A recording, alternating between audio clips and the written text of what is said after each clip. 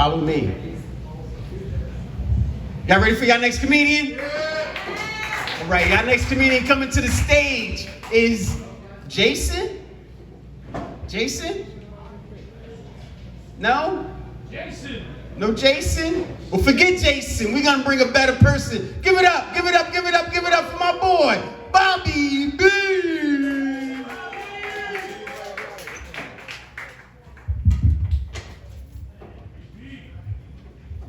Who the fuck is Jason? Who gives a fuck? Fuck him. Bobby's.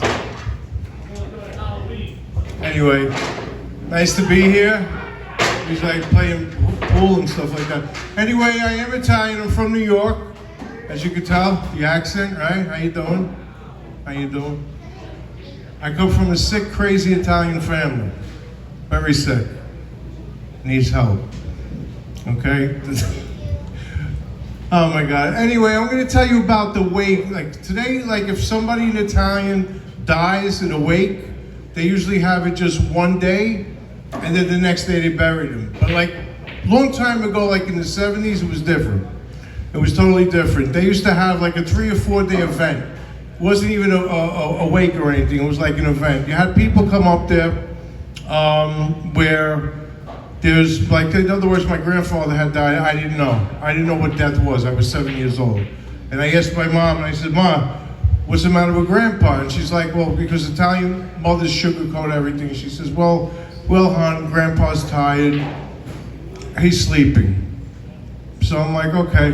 Like I'm still waiting for him to wake up, but you know, that's what they do to the Italians. And you know, it was kind of crazy. You get older and everything, you understand. Like the first night, they had the wake and everything. Everybody's crying, screaming, throwing each other on the coffin. Take me, and everything like that. But that was okay. But then the next night is when the party starts. Right? Who's bringing beer up? Who's bringing liquor? Who brings up antipasta and everything? This and that. Who's playing cards in the corner? Anyway, yeah, you know what? I shouldn't even went with this because I don't think there's anybody who's Italian here. They have no. You want this? You get it? All right. So let me continue. So am I right or wrong? Just for you, honey, I'll do it, and everything. So yeah, no, it's fucked up. I mean, we're crazy. You know, it's like this. Who's doing this? Who's doing that? It's not supposed to be. You know, like Ma, what's the matter? You forgot Grandpa's in a box in the corner over there. It's like everybody's just like having a fucking good time.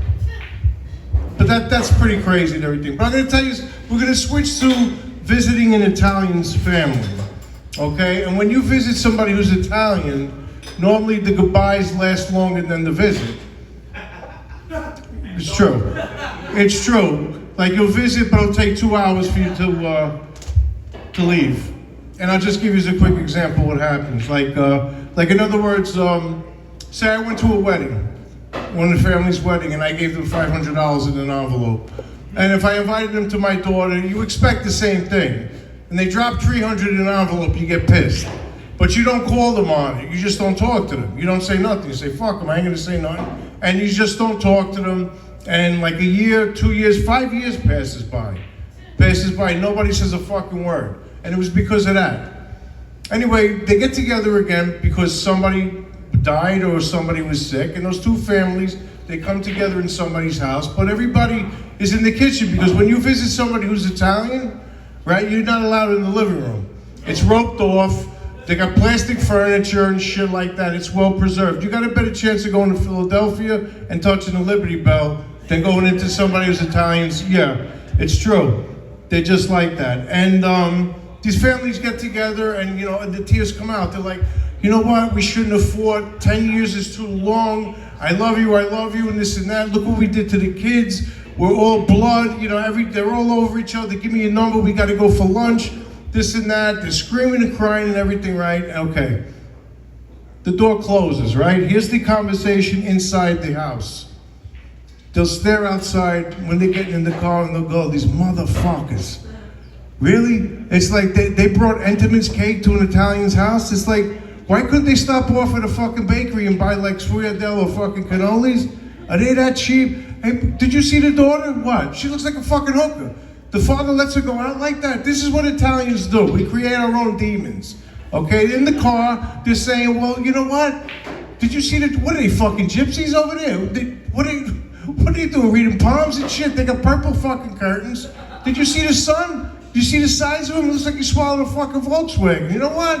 Fuck these people, because you know what? We ain't gonna talk to them again. Listen to me. I speak the truth. Us Italians, we're fucking hard-ons. We really are. We're first on the planet and shit like that when it comes to insults and shit like that. But you know what? We're our own worst enemy. We really are. We create our own demons. Anyway, I'm Bobby B. Thank you, everybody. Pleasure being here. Give it up for T.